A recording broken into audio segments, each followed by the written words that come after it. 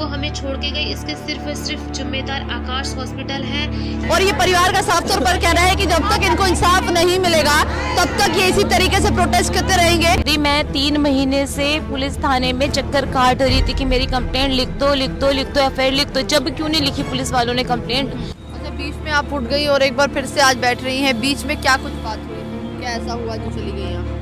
Madam सबने मुझे बोला, पुलिस वाले ने उठा दिया, उन्होंने कहा लीगल तरीके से काम करो जाके, तो मैं गई लीगल तरीके से भी करके देख लिया मैंने, सब जगह एप्लीकेशंस लगा ली, लेकिन कोई कार्रवाई है ही नहीं। ये लोग किसी की सुनते ही नहीं है, कह रहे हम तो सबको खरीद लेंगे, जज को भी खरीद लेंगे, जो करना हो कर लो, आखिरी सांस तक मैं लड़ूंगी, लड़ती रहूंगी, कोई बात नहीं, ठंड है, मर जाऊंगी और क्या होगा। सर मैं कॉल करती हूँ, कोई सुनता ही नहीं है, पुलिस वाला भी नहीं सुनता सर। पीसीआर आती है, नीचे नहीं उतरती पीसीआर, उनकी सुनती है चली जाती है, नीचे तक नहीं उतरती वो, मैं क्या करूँ फिर बताओ।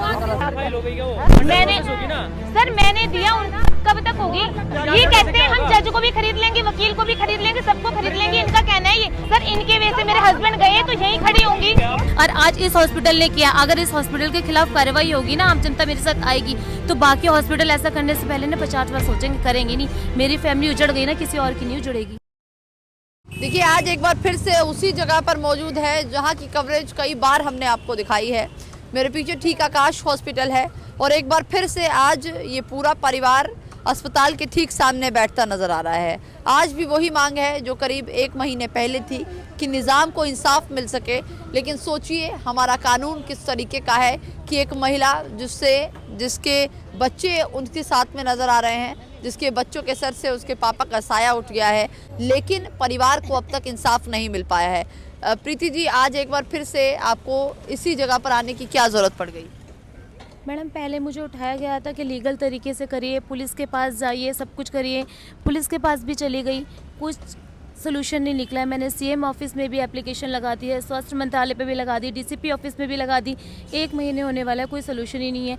इनके पास जाती हूँ, ये कहते हैं ना एप्लीकेशन दें, उनकी वाइफ हम सारे डॉक्यूमेंट्स देंगे, तो वो अपनी बात से मुकर जाते हैं, कह रहे हैं एसएचओ के पास, एसएचओ की स्टैंप लगवा देती हूँ, एसएचओ की भी नहीं सुनते, ये लोग किसी की सुनते ही नहीं है, कह रहे हैं हम तो सबको खरीद लेंगे, जज को भी खरीद लेंगे, जो करना हो कर लो, सबको खरीद लेंगे। मैडम लेकिन मुझे तो नहीं खरीद सकते ना, मैं तो यहाँ ऐसी डटी रहूँगी, मुझे अपने ऊपर भरोसा है। हॉस्पिटल बंद होता है, कोई बात नहीं, लोग कहते हैं नहीं करवा पाओगे, नहीं करवा पाऊंगी, तसल्ली तो रहेगी, मैं लड़ी तो थी, आखिरी सांस तक मैं लड़ूंगी, लड़ती रहूंगी, कोई बात नहीं, ठंड है, मर जाऊंगी और क्या होगा। हॉस्पिटल की तरफ से कहा गया था कि आपको जो पेपर चाहिए, बाकी चीज़ें हैं वो दे दी जाएंगी। मैडम नहीं दी इन्होंने, मैंने एप्लीकेशन भी लगाई थी, नहीं दी, फिर उन्होंने बोला कि थाने से स्टैंप लगवाओ, वो भी लगवाई, मेरे पास सारे डॉक्यूमेंट्स मैं आपको भी दिखा सकती हूँ, इन्होंने फिर भी इस चीज़ को नकार दिया, नहीं दे रहे बिल्कुल। तो आज जो आप बैठी हैं, अभी देखा हमने पुलिस के साथ आपकी झड़प हो गई, क्या कुछ बता रही थी पुलिस आपको? पुलिस कहती यहाँ से हटो, यहाँ धरना कैसे हो रहे हो, परमिशन लो, ये करो वो करो, एसएचओ चलो, थाने चलो तुम।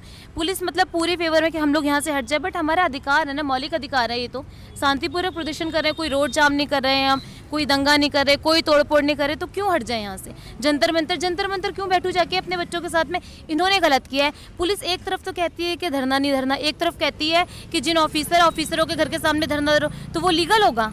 ऑफिसर के घर के सामने लीगल होगा, आकाश के सामने लीगल नहीं होगा। आकाश के सामने धरूंगी, ऑफिसर के घर के सामने क्यों जाऊँ मैं? वो कहते हैं यहाँ से हट जाओ, नहीं हटूंगी। तो आप तो बता रही थी कि आप डीसीपी को कंप्लेंट देकर आई थी। हाँ मैडम, दी थी मैंने, धरने की परमिशन भी ली थी आपने? हाँ मैंने सूचित किया था, उन्होंने बोला था हम मंडे तक सारे थानों में भेज देंगे सूचना इस चीज़ की। हाँ। तो एप्लीकेशन देके आई हूँ मैडम, बिल्कुल देके आई हूँ मैं। अभी क्या मांगे हैं आपकी? मेरी मांग मैम सिर्फ एक ही है कि ऐसे हॉस्पिटल ना बंद हो जाने चाहिए। आज मेरे साथ किया ना, ऊपर से चौड़े होते, कहते जो करना हो कर लो, हम सबको खरीद लेंगे, हम जज तक को खरीद लेंगे। इनका कहना ये कि हमारे पास नहीं है ना, हमने गलत किया है ना, तो आप क्यों टेंशन लेते हो, हम निपट लेंगे, साफ तौर पे कहता है इनका मैनेजमेंट।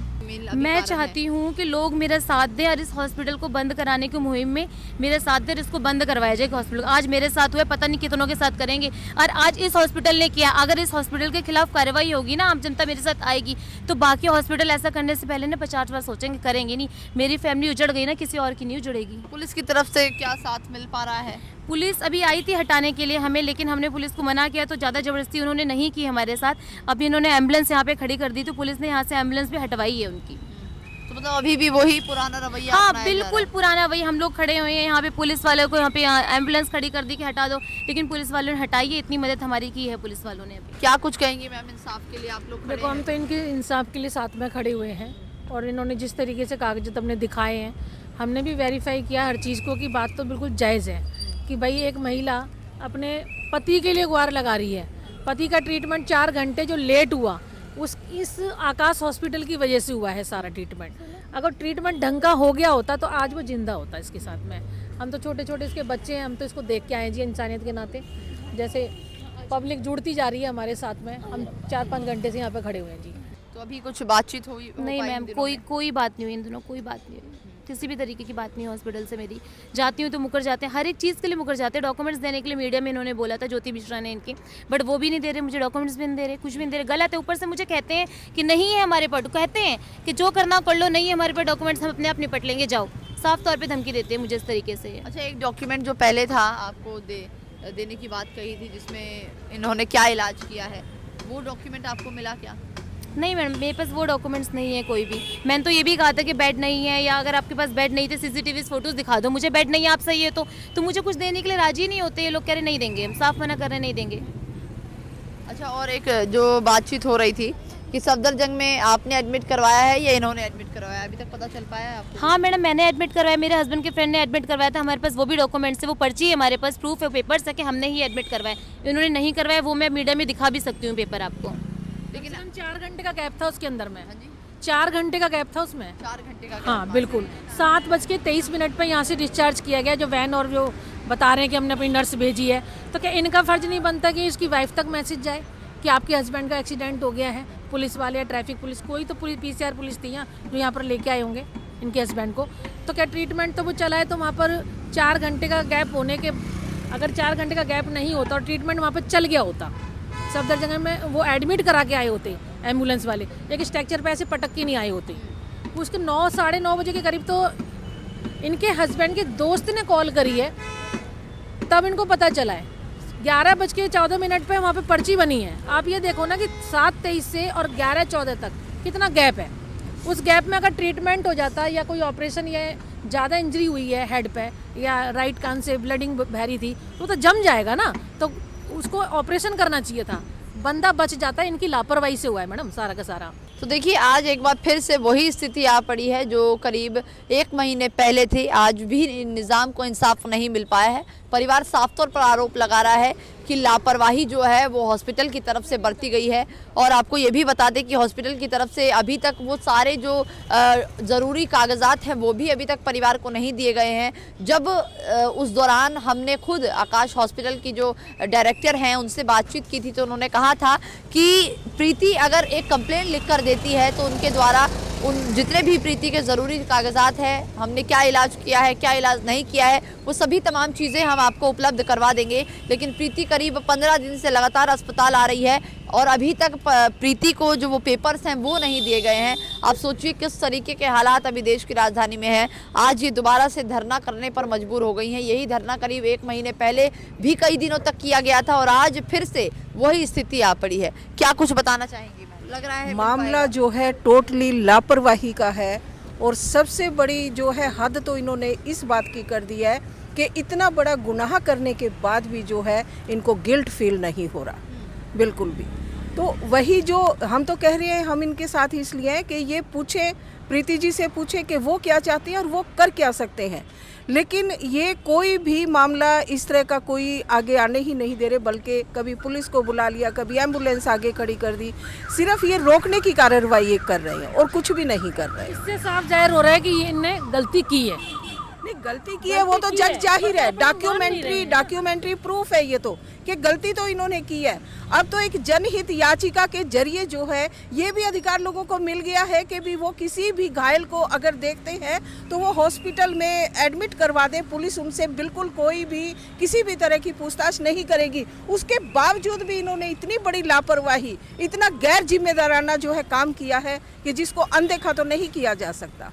तो उसी के लिए हम इनकी मदद के लिए इनके साथ खड़े हैं। क्या लगता है इंसाफ मिल पाएगा? क्यों नहीं मिलेगा? हम यहाँ पर बैठेंगे इनके साथ में, इनके साथ हैं हम। आज हम लोग खड़े हैं, कल को 4 आदमी और आएंगे, फिर 4 और जुड़ेंगे। मुहिम हमारी ऐसी चलती रहेगी। इंसाफ मिलता है, सत्य जीतता है, इसी उम्मीद पर जो है हम यहाँ पे हैं। बाकी वक्त बताएगा, आप लोगों का साथ बताएगा कि हमें इंसाफ मिलता है कि नहीं। हमें आपका भी सपोर्ट चाहिए।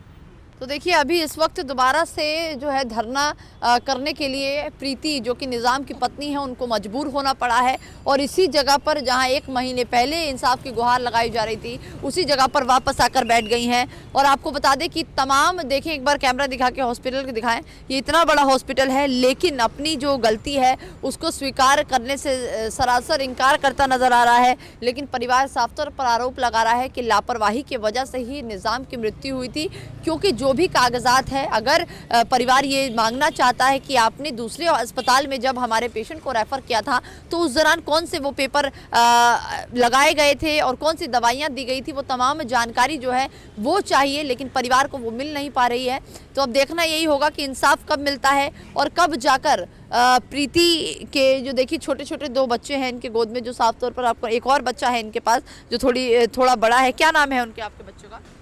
लीशा बेटी का नाम है, अर्श बेटे का नाम है। देखिए 2 बच्चे हैं और कहीं ना कहीं हॉस्पिटल की लापरवाही सबसे ज़्यादा नज़र आ रही है। सफदरजंग में उस रात को जो हॉस्पिटल है वो साफ तौर पर कह रहा है कि हमने एडमिट करवाया था, लेकिन हॉस्पिटल के पास कोई भी ऐसे पुख्ता जानकारी नहीं है कि उन्होंने एडमिट करवाया है। हालांकि आपको ये भी बता दें कि एडमिशन जो है सफदरजंग अस्पताल में प्रीति ने कराया था, क्योंकि उसके सारे जो डॉक्यूमेंट है एडमिशन कराने के वो सभी प्रीति के पास मौजूद है। लेकिन प्रीति जब लगातार अस्पताल आ रही है, डॉक्यूमेंट मांगना चाहती है, उस रात के सीसीटीवी फुटेज मांगना चाहती हैं और तमाम जानकारी की कौन सी दवाई उस दौरान दी गई थी और कब वहां भेजा गया था और आखिरकार ऐसा क्यों किया गया कि बाहर एम्बुलेंस से ले जाने के बाद स्ट्रेचर पर छोड़कर ये अस्पताल आ गया। आखिरकार ऐसा क्या हुआ जो अस्पताल पेशेंट को अंदर जाकर सफदरजंग में एडमिट नहीं करा के आया। तो ये तमाम सवाल हैं जिसके जवाब आने बाकी। अब देखना ये होगा कि कब जाकर प्रीति को इंसाफ मिलता है, कब जाकर निज़ाम को इंसाफ मिल पाता है और कब तक देश की राजधानी दिल्ली में ऐसे ही बड़े बड़े हॉस्पिटल